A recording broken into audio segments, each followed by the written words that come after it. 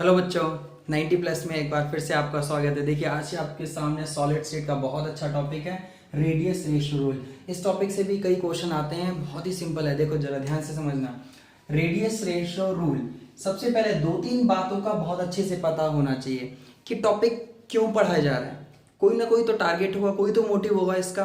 तो बिल्कुल अभी आपको पता लगेगा कि क्यों पढ़ाया जा रहा है, कहाँ इसकी इंपॉर्टेंस है। ठीक है, फिर रेडियस रेशियो रूल है क्या, कैसे कंपाउंड्स के लिए वैलिड है। तो फटाफट दो तीन बातें अच्छी सी करते हैं और ये खत्म करते हैं, और मैं आपको कुछ क्वेश्चन इससे रिलेटेड करवाऊंगा जो आपके लिए बहुत ज्यादा हेल्पफुल होंगे। The very first point, this concept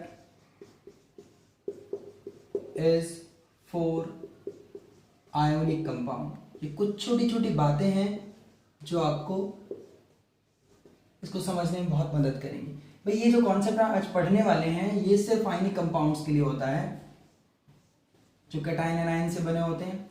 दूसरी बात ये है क्या, it is the ratio of radius of cation to that of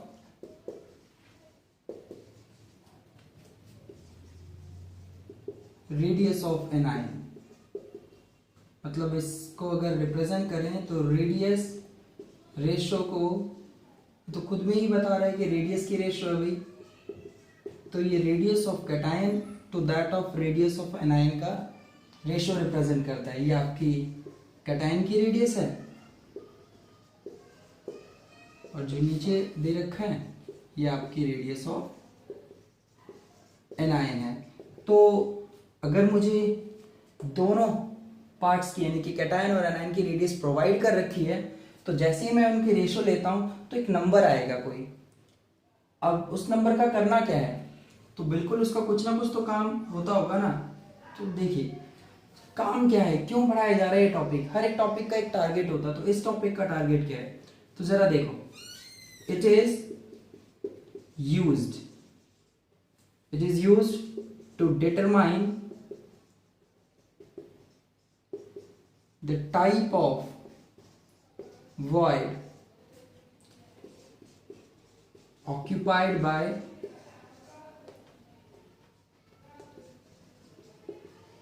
cations in crystal lattice.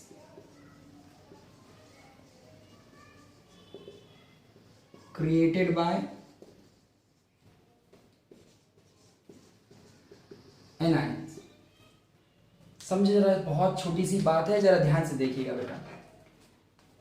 बात यह है कि भाई क्रिस्टल लैटिस यानी कि अरेंजमेंट, जो सॉलिड बनता है उसका अरेंजमेंट, बड़े पार्टिकल्स जनरली क्रिस्टल लैटिस जो है वो कौन बनाते हैं, एनायन। कौन बनाते हैं, एनायंस। भाई मान लो कि 8 एनायन है, तो आठों ने मिलके मतलब 4 एनायन नीचे और 4 एनायन ऊपर एक क्यूबिक टाइप का एक स्ट्रक्चर बना दिया। और बीच में जो स्पेस रह जाएगा, कई बार हम लोगों ने ये बात कर ली है ऐसे करके, ये जो ऐसा करके एक लैटिस क्रिएट हुआ। अब बीच में जो स्पेस रह गया वो स्पेस वॉइड कहलाता है। अब उस वॉइड को कोई कैटायन आके घेर लेगा।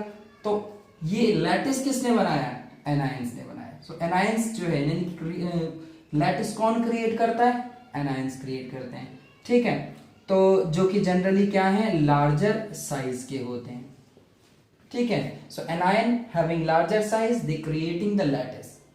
ठीक, दूसरी बात, जो वॉइड्स होते हैं यानी कि जो कैटायंस हैं, इसको सिंपल शब्दों में लिखें, जो कैटायंस होंगे दे हैविंग स्मॉलर साइज, लिख सकता हूं यहां पे स्मॉलर साइज। ठीक, और ये क्या करेंगे, ये ऑक्यूपाई करेंगे, ऑक्यूपाई वॉइड्स। स्मॉल साइज के होते हैं जनरली कैटायन के मुकाबले, मतलब एनायन के मुकाबले छोटा साइज होता है। तो ये स्पेस जो बीच में बचेगा उसको ऑक्यूपाई करेंगे। लेकिन हमें ये कैसे पता लगेगा कि सर कौन सा वाला वॉइड ऑक्यूपाई करेंगे, क्योंकि वॉइड तो 4 टाइप के होते हैं ना। ट्राइगोनल हो सकता है, क्यूबिक हो सकता है, ऑक्टाहेड्रल हो सकता है। ठीक है, मोस्टली तो ये 4 टाइप के पढ़े थे, क्यूबिक, ऑक्टाहेड्रल और आपका क्या कहते हैं, ट्राइगोनल। और एक बहुत अच्छा सा कौन सा बचा हुआ है आपका, यस टेट्राहेड्रल। लेकिन इसके अलावा भी हो सकता है एक लीनियर टाइप का भी वॉइड होता है, लेकिन मोस्टली हमने 4 पढ़े। तो वही उन चारों में से ही देखा जाए तो कैसे पता लगेगा कि कौन सा वॉइड ऑक्यूपाई होने वाला है। जैसे मान लो सोडियम क्लोराइड अगर बनता है तो क्लोराइड ने लैटिस बनाया, सोडियम ने कोई ना कोई स्पेस ऑक्यूपाई किया होगा, कोई ना कोई वॉइड ऑक्यूपाई किया होगा। तो वो वॉइड की जानकारी कैसे मिलेगी? ठीक है। दूसरी चीज ये भी पता कर सकते हैं कि अगर सोडियम यानी कि कैटायन का आपको पता करना है कि कौन सा वॉइड ऑक्यूपाई करेगा, और ये भी पता करना है कि सोडियम के चारों तरफ कितने क्लोराइड आयन होंगे, कोऑर्डिनेशन नंबर कहते हैं इसे। तो ये रेडियस रेशो रूल ये भी बताता है कि किसी पर्टिकुलर कैटायन के चारों तरफ नियरेस्ट एनायन कितने होंगे, मतलब ये हमको क्या बताएगा, कोऑर्डिनेशन नंबर भी बताएगा। ठीक, तो उसी से रिलेटेड बात करते हैं, जल्दी से इसे नोट करें फिर एक एक करके ध्यान से समझें। हाँ बच्चों, तो देखो कुछ अच्छे अच्छे फैक्ट है, जरा उन्हें समझना और ध्यान से पढ़ना, क्योंकि रेडियस रेशो तो एक रेंज है, वो आपको फटाफट एक टेबल भी दिखा दूंगा और क्वेश्चन उससे आराम से जाएंगे। नोट करने वाली बात ये कि मान लीजिए कि आपके पास ऐसा कोई ट्रायंगुलर वॉइड बन रहा है और ये एनायंस है, ये क्या है, एनायंस, मतलब ये स्फीयर आपस में अरेंज हो रहे हैं, वॉइड यहाँ पे बन रहा है, ये ट्रायंगुलर वॉइड बनेगा यहाँ पे इस पोजीशन पे। तो यहाँ पे आपका कैटायन फिट होने वाला है ना, ये आपका पॉजिटिव चार्ज में यहाँ पे लगा रहा हूं, ध्यान से देखिएगा। तो मतलब कैटायन ने स्पेस ऑक्यूपाई किया और एनायन क्या कर रहे हैं, लैटिस बना रहे हैं, ट्रायगोनल लैटिस मान लेते हैं। लेकिन यहाँ पे एक प्रॉब्लम है, तो प्रॉब्लम को समझने से पहले यहाँ पे एक बात कर लेते हैं जो हमने पढ़ा हुआ। सर रेडियस ऑफ वॉइड जो है हमने पढ़ा हुआ है, this is 0.155 times of radius of sphere. ठीक है, ऐसा हमने पढ़ा था, ये हमने सीखा था लास्ट टाइम। अब ये वॉइड की जो रेडियस है उतना ही बड़ा तो इसमें कैटायन आ सकता है। अगर नॉर्मल समझा जाए तो जितना बड़ा इसका साइज है वॉइड का, तो radius of void is equal to the radius of cation. ठीक, और यहाँ पे जो स्फीयर जो आपका ये एनायन मैंने यहाँ पे ले रखा है, तो इसकी जो स्फीयर की रेडियस है, ये स्फीयर की रेडियस को मैं रेडियस ऑफ एनायन मान सकता हूं, है ना। तो इस हिसाब से इसी फॉर्मूले को क्या हम ऐसे लिख सकते हैं, कैटायन और 0.155 into this is radius of anion. So we can simply write it like, ऐसे लिख सकते हैं, है ना भाई, ये आपने लिख दिया। तो आप देख सकते हैं कि radius of cation to anion is in case of trigonal arrangement, in case of trigonal arrangement it is 0.155 done. तो इस बात को अगर समझा जाए कि अगर इतना आता है तो इसका मतलब हुआ कि ये तो फिक्स हो जाएगा, इससे बड़े साइज का तो आ ही नहीं सकता यहाँ पे, इससे बड़े साइज का कैटायन यहाँ पे नहीं हो सकता, ये बात हमने यहाँ पे चेक की। लेकिन आपको एक बहुत अच्छी बात बता दी जाए, वो ये कि ये सेम चार्ज के स्फीयर हैं अगर, तो एक दूसरे को रिपेल करेंगे, यहां रिपल्शन होगा। तो इस रिपल्शन की वजह से ये साइज जो है ये बढ़ सकता है वॉइड का, रिपल्शन की वजह से। देखो ये चीज वैलिड कब होगी, जब इनके साइज जो है बिल्कुल सेम रहने वाले हैं, मतलब इनका साइज जो है, मतलब ये एक दूसरे के कांटेक्ट में रहेंगे, बिल्कुल ऐसे जुड़े हुए कि 3 बॉल को आपस में टच कर दिया, क्योंकि बॉल्स तो एक दूसरे को रिपेल नहीं करने वाली, तो जो वॉइड का साइज है वो फिक्स रहेगा। तो यानी कि कैटायन का जो कैटायन टू एनायन रेडियस है वो रेशो बिल्कुल फिक्स रहेगी। लेकिन यहां पे रिपल्शन की वजह से क्या हो सकता है, कुछ ऐसा हो जाएगा, मान लो कि ये अगर ऐसा हो जाता है दूर दूर, तो साइज देखिए, रेडियस जो आपका इसका साइज है वॉइड का वो बढ़ जाएगा, ये देखिए ये आपके पास। अब ऐसे तो ये और बड़ा हो सकता है, रिपल्शन अगर और ज्यादा हो, हालांकि अट्रैक्शन भी है, ध्यान दीजिएगा, है ना, क्योंकि एनायंस का क्लाउड लूजली बाउंडेड होता है, तो ये कहीं ना कहीं ज्यादा रिपल्शन क्रिएट करेंगे और ये अटैच भी रहेंगे। अटैच किसके साथ रहेंगे, कैटायन के साथ। तो ये साइज पहले से क्या हो गया, बढ़ गया, जबकि हमने तो इसको यहीं तक देखा हुआ, radius of cation to anion fixed है। तो इसीलिए कहा जाता है कि जो रेडियस है वो यहाँ पे, मतलब रेडियस रेशो है वो फिक्स्ड नंबर नहीं होती है, it is in range. Radius ratio is in range, क्योंकि साइज से बड़ा हो सकता है यानी कि कैटायन और एनायन की जो रेडियस का यहाँ पे रेशो है में it is greater than 0.15, it may equal to, ये भी बात ध्यान रखनी है, ये हो सकता है कि रिपल्शन कम हो तो कम से कम तो इतना ही होगा, कम से कम तो इतना ही होगा साइज, और इससे बढ़ सकता है, लेकिन बढ़ के कितना होगा, अब ये बढ़ता चला जाएगा 0.15 से कहां तक बढ़ता जाएगा, कितना बढ़ेगा, कोई तो लिमिट होगी जब उस किसी पर्टिकुलर नंबर से इसका साइज जो है छोटा हो। तो भाई अगर ये बढ़ता चला जाएगा तो एक टाइम ऐसा आएगा कि ट्राइगोनल अरेंजमेंट से, ये अरेंजमेंट कैसा था, ट्राइगोनल, तो साइज अगर बढ़ता चला जाएगा, size increases up to next arrangement, अगले अरेंजमेंट तक साइज बढ़ता जाएगा, यानी कि नेक्स्ट अरेंजमेंट कौन सा होगा, टेट्राहेड्रल टाइप का होगा, टेट्राहेड्रल टाइप का होगा। तो उस केस में ट्राइगोनल से टेट्राहेड्रल टाइप का होगा तो ये रेडियस को छोटा होना पड़ेगा, क्योंकि अगर उसकी टेट्राहेड्रल कितना होता है, रेडियस ऑफ वॉइड वहां पे कितनी हो जाती है, वॉइड की रेडियस वहां पे sir it is 0.225 times of this होती, मतलब इस वैल्यू से तो छोटा होना होगा।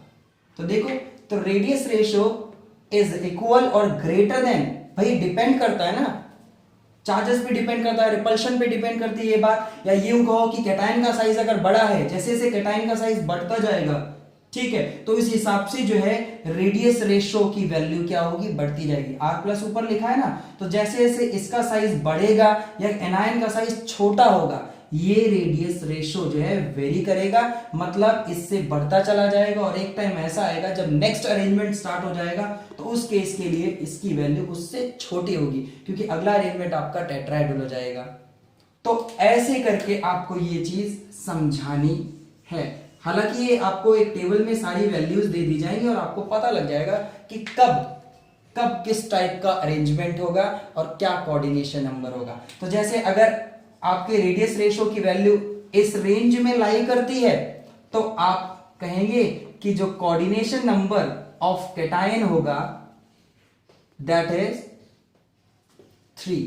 कैसे? क्योंकि 3 स्फीयर यानी कि 3 एनायन उस कैटायन के चारों तरफ होंगे, यानी कि कोऑर्डिनेशन नंबर जो है, इस कोऑर्डिनेशन नंबर इस वॉइड का या यहां जो प्रेजेंट स्पीसीज होगी कैटायन, उसका कितना होगा? 3। ठीक, तो ऐसे ही लगातार ये साइज बढ़ता जाएगा अगर, तो नेक्स्ट कोऑर्डिनेशन नंबर को अचीव कर लेगा, दैट इज टेट्राहेड्रल, मतलब 4। अगर 4 से भी बढ़ता चला जाएगा तो वो आपका 6 की कैटेगरी में आएगा, 5 नहीं आएगा, 6। ठीक है, तो जरा देखते हैं, फटाफट इसे नोट करें और समझें। हाँ बच्चों, तो फटाफट देखो, ये जो चीज अब आपके सामने आ रही है, this is very important for your examination purpose. ठीक है, तो चलिए स्टार्ट करते हैं। अगर हम सबसे छोटे साइज की बात करें, जो हमारा वॉइड था 0.155, हो सकता है रेडियस रेशो, यहां पे मैं रेडियस रेशो लिख रहा हूं, रेडियस, इसको ऐसे रेडियस रेशो को रिप्रेजेंट करेंगे, यानी कि आप समझ रहे हैं ना, कैटायन टू एनायन रेशो की बात कर रहे हैं। ठीक, तो इसका जो आंसर है 0.155 के बराबर या इससे बड़ा है, और किससे छोटा है? पॉइंट नेक्स्ट जो रेडियस रेशो रहेगी इससे। तो ये जो आपका पार्ट है ये किस कैटेगरी में आएगा? ये आपका कौन सा टाइप होगा? टाइप ऑफ वॉइड क्या होगा? ट्राइगोनल।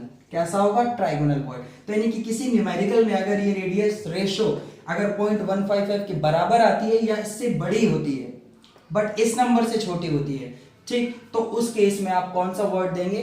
ट्राइगोनल वॉइड बताएंगे। कोऑर्डिनेशन नंबर आपके वॉइड का, यानी कि उस वॉइड में प्रेजेंट कैटायन का कितना होगा? 3। इसका बहुत सिंपल एग्जांपल जो है वो बोरॉन का ऑक्साइड है, बोरिक एनहाइड्राइड भी बोलते हैं, B2O3। अब नेक्स्ट के लिए देखें तो 0.225 से बड़ी या इसके बराबर अगर रेडियस रेशो आई आपकी, और नेक्स्ट वाले से यानी कि 0.414 से छोटी, तो इस केस में आपको पता है क्या होगा?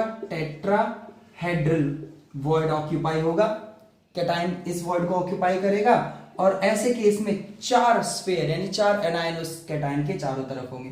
इसके एक सिंपल एग्जांपल के लिए आप जिंक सल्फाइड का एग्जांपल ध्यान रख सकते हैं। नेक्स्ट आप देख सकते हैं 0.414 के बराबर या इससे बड़े अगर रेडियस रेशो रहती है, और 0.732 से कम, ये रेंज आपको याद करनी पड़ेगी। ठीक है, 2-3 बार में याद हो जाएंगे जब आप लिख के प्रैक्टिस करेंगे और इसके क्वेश्चन सॉल्व करेंगे। ठीक, तो फिर आपको ये आंसर आएगा ऑक्टाहेड्रल का। किसके लिए होगी रेंज? ऑक्टाहेड्रल के लिए। ठीक है, ये आपने सभी की रेडियस जो है आपने निकाली हुई है। ठीक, अच्छा, तो ऑक्टाहेड्रल के केस में 6 स्फीयर अराउंड होंगे आपके वॉइड के, यानी कि किसी कैटायन के, तो यहाँ पे मैं 6 लिख सकता हूँ, 6। और इसका जो बेस्ट एग्जाम्पल आप लोग पढ़ेंगे वो है सोडियम क्लोराइड का। ठीक है, आप सभी एग्जाम्पल्स को नेक्स्ट वीडियो में देखें, हम आयनिक कंपाउंड के प्रॉपर स्ट्रक्चर के साथ आपको सिखाएंगे। अगर इससे ज्यादा है 732 से, ठीक है, और ये आपका कुछ ऐसा, और यहाँ 1.0 से कम, तो ये आपका आता है क्यूबिक की कैटेगरी में, क्यूबिक वॉइड। डन। और इस क्यूबिक के लिए आप देखते हैं कि 8 क्यूबिक वाले में 8 कोऑर्डिनेशन पेयर होगा, और उसमें एक बहुत अच्छा एग्जांपल सीजियम क्लोराइड। जबकि इसके आगे भी है, अगर पॉइंट यानी कि जो आपकी कैटेगरी है कैटायन टू एनायन वाली, वो इससे भी बड़ी रहती है, 1.0 से के बराबर और इससे बड़ी आती है। ठीक है, नॉर्मली बराबर के लिए है ये। ठीक, अगर इसके बराबर आता है तो इस केस में आपका FCC यानी कि CCP जिसे हम बोलते हैं, फेस सेंटर्ड क्यूबिक या फिर क्यूबिक क्लोज पैकिंग, इसके लिए अगर होता है, जिसका कोऑर्डिनेशन नंबर 12 होता है, इसके लिए अगर है तो आप ये अरेंजमेंट दिखाएंगे इस वाली रेंज के लिए। और इसके लिए मेटल जैसे जिंक और मैग्नीशियम, ये कुछ मेटल हैं जो ये वाला अरेंजमेंट शो करते हैं। और इससे भी एक छोटा है नंबर कि अगर मान लो ये सर रेडियस हमारी इससे 0 से बड़ी, मतलब 0 तो नहीं होती, हाइपोथेटिकल ले सकते हैं कि 0 से बड़ी बट छोटी, किससे? 0.155 से। ऐसे केस में लीनियर, कौन सा? लीनियर वॉइड होता है, और उसका कोऑर्डिनेशन नंबर 2 होगा। लीनियर वही ना कि अगर इधर और इधर एनायन है तो बीच में आपका एक कैटायन, तो इसके लिए मोस्ट कॉमन एग्जांपल आप ले सकते हैं HF, या फिर यहाँ पे आप कॉपर का कॉम्प्लेक्स ले सकते हैं, सॉरी सिल्वर का कॉम्प्लेक्स ले सकते हैं, इस तरीके का अमीन वाला, ये कुछ इस टाइप का, ये लीनियर अरेंजमेंट को शो करते हैं। तो आप फटाफट इसे नोट करें, समझें। इस रेंज के बेसिस पे ही न्यूमेरिकल पूछा था। एक अच्छी चीज आप चेक करें, जैसे जैसे रेडियस रेशो का पार्ट बढ़ता चला जा रहा है, देखिए रेडियस रेशो, वैसे वैसे कोऑर्डिनेशन नंबर इंक्रीज होता चला जा रहा है ना। साइज ऑफ कैटायन, वॉइड का साइज बढ़ रहा है, ठीक, यानी कैटायन का साइज बढ़ रहा है जो उस वॉइड को ऑक्यूपाई कर रहा है, तो कोऑर्डिनेशन नंबर लगातार क्या हो रहा है? इंक्रीज। मतलब साइज ऑफ कैटायन, है ना, ये ऐसे करके देखिए ना, कैटायन का साइज अगर बढ़ेगा तो रेडियस रेशो बढ़ेगी, रेडियस रेशो बढ़ रही है, और इस बेसिस पे कोऑर्डिनेशन नंबर भी क्या हो रहा है? इंक्रीज हो रहा है। ठीक, चेक करें, फिर एग्जांपल देखते हैं। हाँ बच्चे, तो देखो हमारे सामने एक बहुत अच्छा क्वेश्चन दे रखा है पहला, उसके बाद दूसरा भी करना है, दोनों क्वेश्चन ट्राई कर रहे हैं। सबसे पहले क्वेश्चन समझे, पहला क्वेश्चन तो एकदम बढ़िया ले, मान लो बहुत ही आसान है। तो लिखा हुआ है कि 2 आयंस A+ and B-, दोनों के में रेडियस भी दे रखी है, और क्या चाहिए, दोनों की तो रेडियस प्रोवाइड कर रखी है, और हमने कहा गया है कि एक क्लोज पैकिंग स्ट्रक्चर बना रहा है, AB कंपाउंड है। बताइए कोऑर्डिनेशन नंबर क्या होगा। तो यूज द प्रीवियस पार्ट। आपने क्या सीखा था? आप सीधे ही कैटायन टू एनायन रेशो निकालो और फिर चेक कर लो कि वो कौन सी रेंज में लाई कर रहा है। तो जैसे ही आप कैटायन की रेडियस देखते हैं कितने, 88 पिकोमीटर, जबकि एनायन की कितनी है? 200 पिकोमीटर। ठीक है, तो जब आप ये रेशो सही कैलकुलेशन करनी है, मैंने तो ये कैलकुलेट कर रखा है, इसलिए मैं बता देता हूँ। इसका आंसर है 0.44 आएगा कुछ। ठीक है, सही कैलकुलेशन करने पर आपका आंसर आएगा 0.44। अब आप ये देखिए कि ये किस रेंज में लाई कर रहा है। तो जहाँ तक कि आपको याद होगा 0.414 से 0.732 वाली रेंज में आएगा। तो ये नंबर इस रेंज में लाई कर रहा है, और इस रेंज में आने वाला जो आपका वॉइड, मतलब टाइप ऑफ वॉइड है, और कोऑर्डिनेशन नंबर याद कीजिए कितना दे रखा होता है, ध्यान कीजिए। इस वाले के लिए आपका वॉइड का कोऑर्डिनेशन नंबर होता है, मतलब कैटायन का कोऑर्डिनेशन नंबर होता है 6। पीछे वाले टेबल को वापस देखिए और आराम से रिवाइज कीजिए, चेक कीजिए, चेक करो फटाफट। भाई पहला क्वेश्चन बहुत आसान था, सबने कर लिया। अगला बहुत अच्छा है, और इससे भी बेटर क्वेश्चंस हैं, लेकिन इस क्वेश्चन को ध्यान से समझिएगा। ब्रोमाइड आयन है, कोई भाई अरेंजमेंट कर रहा होगा, क्लोज पैक स्ट्रक्चर बना रहा है जिसमें ब्रोमाइड आयन की जो देखिए, हाँ ये दे रखी है, रेडियस दे रखी है, ठीक है, रेडियस एनाइन की दे रखी है। अब हमसे क्या पूछा है, कैलकुलेट कीजिए रेडियस किसकी, कैटायन की, मतलब एनाइन की रेडियस दे रखी है 195 पिकोमीटर, डन। और हमसे पूछा है कैटायन की रेडियस बताइए, चलिए निकालते हैं। लेकिन कैटायन की रेडियस इतनी होनी चाहिए कि वो सिर्फ और सिर्फ वॉइड में क्या हो सके, टेट्राहेड्रल होल, यानी वॉइड में जस्ट क्या हो जाए, फिट हो जाए। तो भाई किसी भी कैटायन को किसी वॉइड में फिट होने के लिए क्या करना होगा, तो radius of cation should be equal to radius of void, ये पार्ट लगाना पड़ेगा in order to fit, मैं लिख देता हूँ, in order to fit in the given void। तो किसी void में fit होने के लिए ये कंडीशन अप्लाई होनी चाहिए। तो आप देख सकते हैं कौन से void की बात कर रहे हैं, टेट्राहेड्रल। तो टेट्राहेड्रल void में आप देखिए रेडियस रेशो कैसे आती है for tetrahedral void, radius ratio. तो इस हिसाब से इसके लिए सिर्फ फिट होने के लिए बात कर रहा है, सिर्फ टेट्राहेड्रल वॉइड में फिट होने की बात कर रहा है अगर जस्ट फिट के लिए, तो ये इक्वल होगा कौन से नंबर के लिए, 0.225। याद करो यही वाला पार्ट है, या यूं मान लो अगर ऐसे याद नहीं आता तो tetrahedral void is equal 0.225 times of radius of sphere. इस फॉर्मूले को भी यूज कर सकते हैं, हालांकि ये आपका r प्लस है, ये 0.225 इंटू ये आपका r माइनस है। तो आप देख सकते हैं वही चीज़ आएगी। आप r माइनस की वैल्यू यहाँ से उठाइए और यहाँ पे इसको छठ से पटक दीजिए या रख दीजिए, आपकी मर्जी है। तो यह 195, अब यहाँ पे इसे मल्टीप्लाई करो, सही मल्टीप्लाई आपको सही आंसर देगा।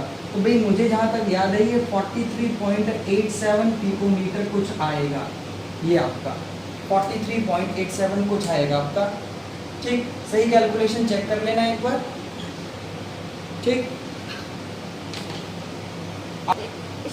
हाँ, तो इसमें और क्या पूछ रहा है हमसे, एक और चीज पूछ रहा है भाई, दो क्वेश्चन है, ध्यान से देखिए। कैन अ कैटायन, कोई भी कैटायन होगा जो बेचारा अकेला है, उसको वॉइड नहीं मिल रहा, तो can a cation A having a radius, जिसकी रेडियस कितनी है, कोई कैटायन है, यहाँ पे लिख देते हैं इसको, कैटायन ए है कोई जिसकी रेडियस कितनी दे रखी है, 82 पिकोमीटर। अब ये कह रहा है कि क्या ये स्लिप कर सकता है, कहाँ कहाँ भाई, ऑक्टाहेड्रल होल में। ऑक्टाहेड्रल होल में स्लिप करने के लिए आपको देखना पड़ेगा ना इसका रेडियस रेशियो क्या है, जबकि एनायन देखो वही है, एनायन वही है, वापस मैं लिखूंगा एनायन 195 पिकोमीटर, ये सेकंड केस है। तो यहाँ पे रेडियस रेशियो निकाल लो सबसे पहले, सबसे आसान काम है आपका, इसका रेडियस रेशियो निकाल लीजिए। ये पॉइंट समझ आए, जल्दी से सही कैलकुलेट करो।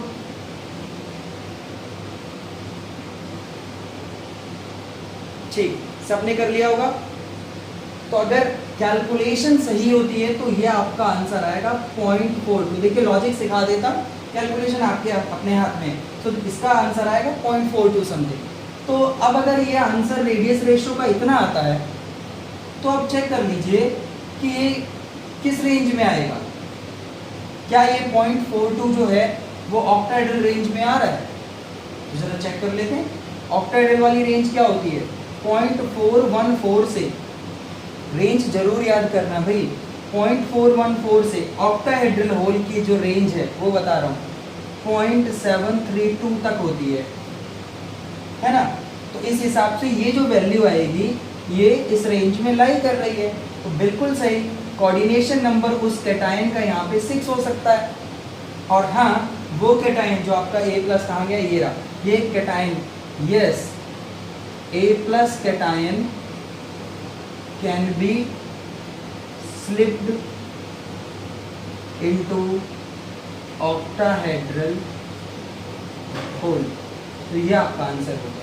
इस टाइप के क्वेश्चंस बहुत आसानी से हो जाएंगे, बस आपको वो रेडियस रेशो रेंज याद रखनी होगी। तो फटाफट ये चेक कर लें और इसको अच्छे से नोट कर लें, और इसके बाद मैं आपको कुछ डेंसिटी वाला फैक्ट सिखाऊंगा। वीडियो को अच्छे से रिवाइंड करें, एक बार फिर से देख लें। तब तक के लिए पढ़ते रहिए और 90+ देखते रहिए।